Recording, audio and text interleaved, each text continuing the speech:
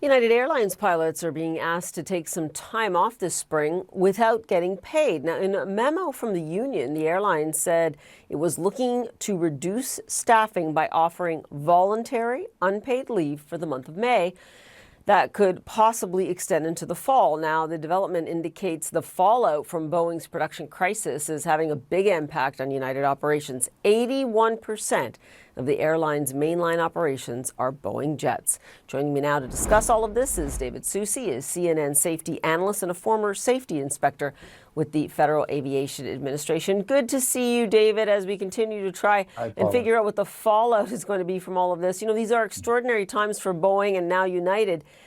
This is in no way an isolated incident. What do you make of it, and how much more of this do you think we can expect in the months to come?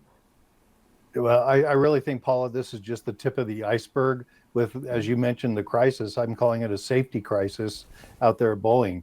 It's going to continue to impact not only the pilots, but the parts manufacturers and everyone along the line. This is a well-oiled machine, maybe not oiled enough, I guess, over time. But what's happened is that it so relies on everything from all the way from supplies of the materials to build the parts to how they go together. And right now it's impacting people down the line. But like I said, it's just the tip of the iceberg. It's going to get worse.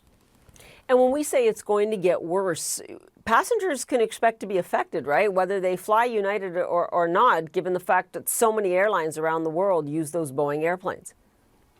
Absolutely. 2/3 of the airplanes that are flying right now that we all rely on to get around on are Boeing aircraft. And it would take decades to replace that or to change that ratio. So looking at how this happens, what I got to tell you, though, to me, it really is testament to the fact that they are committed to slowing this production line down, to making sure that there are no mistakes. They're not pushing things forward like we've seen over the past 5-6 years of pushing. Right now, they are truly committed to not delivering an aircraft until they've gone through every single step of the way. They're even shutting down the production line, which in my history of 35, 40 years of being in this industry, I've never seen Boeing actually shut down that line. They continually move it forward. And if they miss something in a certain phase, they'll bring travelers in, people that come in and fix what was missing or parts that weren't arriving on time. They would continually move that airplane down the road.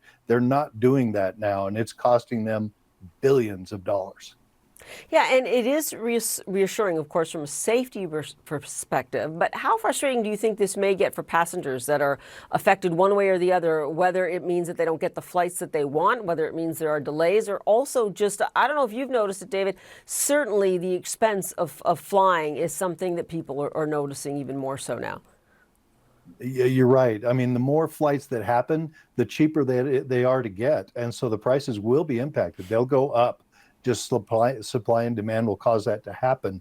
But one of the big things, too, that we have to watch for is our patience as flyers. We have to be understanding and know and set our own expectations to know that there are tens of thousands of professionals in this industry trying to do the best that they can. And we have to stay patient with that and understand that we're not the only ones flying, and we all rely on each other to get to where we're going. So I hope everyone keeps that in mind, because it is going to be challenging times trying to get from place to place.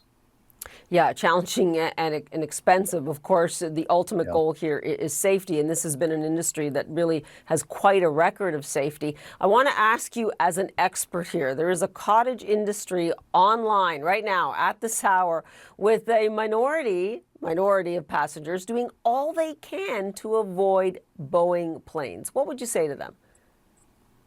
Well, there's a thing called confirmation bias. And what that means to me, and I've been exposed to this as an accident investigator, and we're trained to not do this, but what confirmation bias does is it says that if you're looking for something, if you intend that you're going to find something, guess what? You will find it. If you wanted to look at Airbus, you wanted to avoid Airbus or look at just the things that happen in Airbus, you would see those things too. If you wanted to look at a sausage factory and say, this isn't the right way to build a sausage, you don't want to know about a lot of the stuff that happens. What you need to remember is that there is triple redundancy built into every airplane, no matter what you see is happening. I mean, even when you look at the wheel that fell off of the airplane, that looks like some tragic thing that has never happened before, and that's just simply not true. The reason that it's designed, that particular airplane with 6 tires on it, is because it's designed to land with 2.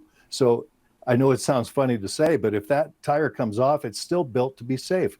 No one died from that incident. No one died from the door plug that fell out. People are not dying from Boeing airplanes. We need to get a perspective and understand that things do happen. We're human beings, and things will continue to happen, whether it's Boeing, whether it's Airbus, or the new Chinese airplanes. You're going to still see things happen because we are human beings. And I think you could go down the rabbit hole here and start looking for things that really aren't there. Yeah, good advice, David. And I really am interested that you said that this production line is going to be putting safety first above all else. And I think that's a lot our viewers will be interested in hearing in the months and years to come. David Susi for us, thanks so much. Appreciate it. Thank you, Paula.